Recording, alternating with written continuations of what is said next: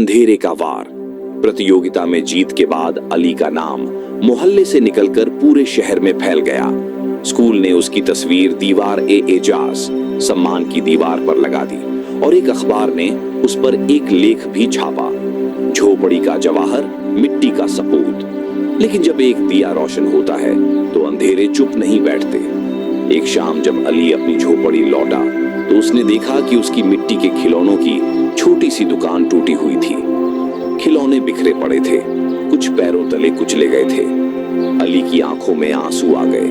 मोहल्ले के एक दुकानदार ने बताया, कुछ लड़के थे, शायद जलन में आकर तोड़फोड़ कर गए। कहते थे कि अली अब खुद को बहुत बड़ा समझने लगा है। अली का दिल टूट गया। उस रात वह ना तो किताबें पढ़ सका, ना ही बच्चों को पढ़ा सका। वो बस बाहर बैठकर मिट्टी के टूटे हुए खिलौनों को देखता रहा। हाजी करीम पास आकर बोले, बेटा, तुमने जो रोशन दिया जलाया है वो कुछ आंखों को चुभेगा भी, मगर अंधेरे को हारने नहीं देना। अगले दिन अली ने सारे टूटे हुए खिलौने इकट्ठा किए, उन्हें साफ किया, कुछ नए बनाए और एक कागज पर लिखकर दुकान के बाहर चिपका दिया। ये सिर्फ मिट्टी नहीं है, ये उम्मीद है, चाहे तोड़ी जाए फिर भी जुड़ सकती है। उसी शाम मिस नायला एक बड़ी खुशखबरी लेकर आई। अली, एक एनजीओ ने तुम्हारी कहानी पढ़ी है। वो तुम्हें स्कॉलरशिप देना चाहते हैं, सिर्फ पढ़ाई का खर्च नहीं, बल्कि तुम्हारे छोटे स्कूल के लिए एक नई जगह भी देना चाहते हैं।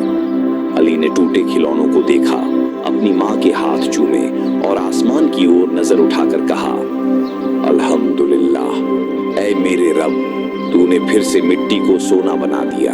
अगर अली की कहानी ने आपके दिल को छू लिया है तो हमारे चैनल को सब्सक्राइब करें, वीडियो को लाइक करें और कमेंट्स में अपनी राय जरूर शेयर करें। ये सिर्फ एक कहानी नहीं है, ये हर उस बच्चे की आवाज है जो मिट्टी में सपने बोता है। आपका सपोर्ट ही वो रोशनी है जो इन सपनों को हकीकत बना सकती है। मिलते हैं अगले एपिसोड में स्टोरी ऑफ होप के साथ।